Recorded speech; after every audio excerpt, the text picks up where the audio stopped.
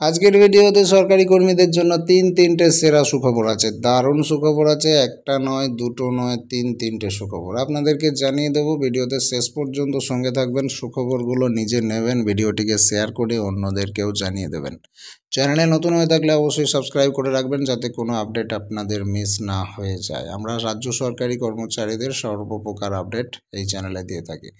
তো চলুন আপনাদেরকে বলে দিই তিনটে সেরা সুখবর কী আছে। প্রথমে যে বিষয়টি নিয়ে আপনাদেরকে বলতে যাচ্ছি সেটা হচ্ছে কয়েক হাজার সরকারি কর্মীর ডিউটির সময় কমিয়ে দেওয়া হয়েছে। 8 ঘন্টার পরিবর্তে 6 ঘন্টা। আর প্রতিদিন 8 ঘন্টা ডিউটি করতে হবে না, এবার থেকে তারা 6 ঘন্টা করে ডিউটি করবেন বলে জানিয়ে দেওয়া হয়েছে। দিন প্রতি 2 ঘন্টা সময় কমানোর ঘোষণা করলো নবান্ন। তবে এই সুবিধাটা সবার জন্য নয়। কারা পাবেন এই সুবিধা? ভরা বসন্তেই গ্রীষ্মের ফেল। এপ্রিল মাসে মে মাসের মধ্যে কিন্তু একটা প্রবল তাপপ্রবাহ আসতে চলেছে। আর তারই মাঝে এই যে দক্ষিণবঙ্গের মার্চেই একাধিক জেলার তাপমাত্রা কিন্তু 40 ছুঁয়ে ফেলেছে। প্রখর রোদে কার্যত বাইরে বেরোনো দায় হয়ে পড়েছে।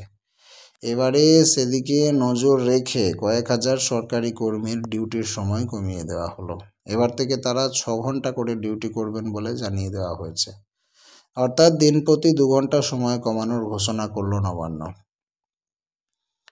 সরকারি চাকরি মানেই শুধু অফিসে বসে কাজ নয়, এমন বহু বিভাগ রয়েছে যেখানকার কর্মীদের ফিল্ড ওয়ার্ক করতে হয়। শীত, গ্রীষ্ম, বর্ষা সবসময়ই রাস্তায় নেমে কাজ করেন তারা।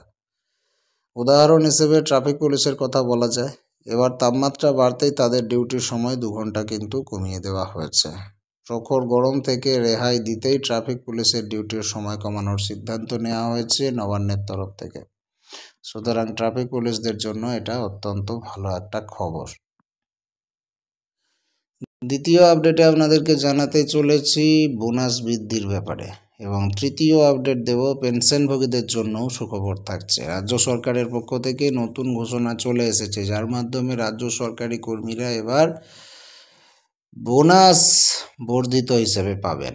রাজ্য সরকারের একটা ঘোষণা মঙ্গলবার একটা বিজ্ঞপ্তি প্রকাশিত হয়েছে, যার মাধ্যমে ঘোষণা করে দিয়েছে রাজ্য সরকার। এই বোনাসের আওতায় আসবেন শুধুমাত্র সেই সব কর্মী যারা প্রতি মাসে 44,000 টাকা বা তার নিচে বেতন পান। এর বাইরে যারা বেতন পান তারা এই বোনাসের আওতায় আসবেন না। মুসলিম কর্মীদের জন্য এই বোনাস ঈদ উৎসবের আগেই এবং হিন্দু কর্মীদের জন্য দুর্গাপুজোর আগেই এই বোনাসটা দিয়ে দেওয়া হবে। বিজ্ঞপ্তি অনুযায়ী কর্মীরা এককালীন 6,800 টাকা বোনাস পাবেন, যেটা 2019 সালের পশ্চিমবঙ্গ চাকরি অর্থাৎ বেতন এবং ভাতা পর্যালোচনা যে নীতি আছে সেটার অধীনে দেওয়া হবে। বলে রাখা ভালো, উল্লেখযোগ্য একটা বিষয় সেটা হচ্ছে এই বোনাসে বাড়ি ভাড়া, চিকিৎসা খরচ বা ভর্তুকি বাবদ কোনো ভাতা অন্তর্ভুক্ত থাকবে না। এছাড়া 2025 সালের 31 মার্চের পর যাদের বেতন 44,000 টাকার বেশি হবে তারা এই বোনাসটা কিন্তু পাবেন। শুধুমাত্র যেসব কর্মীরা 2024-25 অর্থবর্ষে টানা 6 মাস কাজ করেছেন তারাই এই বোনাসটা নিতে পারবেন। তবে তাদের বেতন অবশ্যই 44,000 টাকার নিচে হতে হবে। অস্থায়ী কর্মীরা যারা 2024-25 অর্থবর্ষে 120 দিন কাজ করেছেন তারাও এই বোনাসের জন্য যোগ্য হিসেবে বিবেচিত হবেন। বিজ্ঞপ্তিতে এরকমই বলা রয়েছে। বোনাস পাবেন পেনশনভোগীরাও। যেসব সরকারি কর্মী 2024 সালের 30 সেপ্টেম্বরের আগে অবসর নিয়েছেন তাদেরকেও এই বোনাসটা দেওয়া হবে। এর পাশাপাশি 2024 সালের 30 সেপ্টেম্বর থেকে 2025 সালের 1 সেপ্টেম্বরের মধ্যে অবসর নেওয়া বা নেবেন এমন কোনো পেনশনভোগী যারা আছেন তাদেরকেও এই বোনাসটা দেওয়া হবে। এই সময়কালে যদি কোনো পেনশনভোগী মারা যান তবে তার পরিবারও এই বোনাসটা পেয়ে যাবে। তবে পেনশনভোগী যদি মাসে 38,000 টাকার বেশি পেনশন পান তারা কিন্তু এই বোনাসের আওতায় আসবেন না। অর্থাৎ অ্যাক্টিভ কর্মচারী 44,000 টাকার নিচে বেতন হলে এই বোনাসটা পাবেন, আর পেনশনভোগী 38,000 টাকার নিচে পেনশন হলে এই বোনাসটা পাবেন, এর ঊর্ধ্বে হলে পাবেন না। 2025 সালের 31 মার্চের মধ্যে যাদের পেনশন 38,000 টাকার মধ্যে তারা 3,500 টাকা করে বোনাস পাবেন। সরকারি সাহায্যপ্রাপ্ত বেসরকারি শিক্ষা প্রতিষ্ঠান থেকে যে শিক্ষক বা শিক্ষাকর্মীরা অবসর নিয়েছেন এবং পেনশন পাচ্ছেন তারাও পাবেন এই বোনাস। এছাড়া পঞ্চায়েত বা পুরসভায় কাজ করার পরে অবসর নেওয়া পেনশনভোগীরাও পাবেন এই বোনাস। এদিকে সরকারি কর্মীরা যে বিশেষ অগ্রিম ঋণের সুবিধা পাবেন সেটা সম্পর্কে জানিয়ে দেওয়া হয়েছে। যারা 44,000 টাকার মধ্যে বেতন পান তারা উৎসবের মরশুমে 20,000 টাকা পর্যন্ত অগ্রিম ঋণ নিতে পারবেন। এই ঋণের উপর সুদ লাগবেই না, তবে কর্মীদের বেতন থেকে কেটে নেওয়া হবে এবং সর্বোচ্চ 10টি কিস্তিতে এই টাকাটাকে শোধ করতে হবে। বিশেষভাবে রাজ্য সরকারি কর্মচারী ফেডারেশনের আহ্বায়ক প্রতাপ নায়ক জানিয়েছেন, 50,000 টাকার নিচে যাদের বেতন তারা এই বোনাস পাবেন।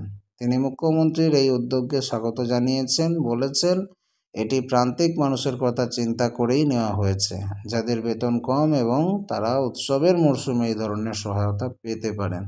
অপরদিকে বঙ্গীয় শিক্ষক এবং শিক্ষাকর্মী সমিতির সাধারণ সম্পাদক স্বপন মণ্ডল মন্তব্য করেছেন, এই বোনাস মূলত জুনিয়র গ্রুপ ডি কর্মী এবং চুক্তিভিত্তিক কর্মীদের জন্য। অধিকাংশ শিক্ষক, শিক্ষাকর্মী এবং কর্মচারী এই বোনাস পাবেন না। সামগ্রিকভাবে রাজ্য সরকারের এই বোনাস ঘোষণা কর্মচারীদের জন্য একটা বড় সহায়তা হতে পারে, বিশেষ করে যারা নিম্ন বেতনভুক্ত। তবে কিছু কর্মী এই বোনাস না পাওয়ার কারণে হতাশ হতে পারেন, কারণ তাদের জন্য ঋণের সুযোগ রাখা হয়েছে, কিন্তু এটা কিছু মানুষের জন্যই প্রযোজ্য। এ ব্যাপারে আপনাদের মতামত অবশ্যই কমেন্ট করে জানান। পরবর্তী আপডেট পেতে নজর রাখুন স্মার্ট দুনিয়ায়।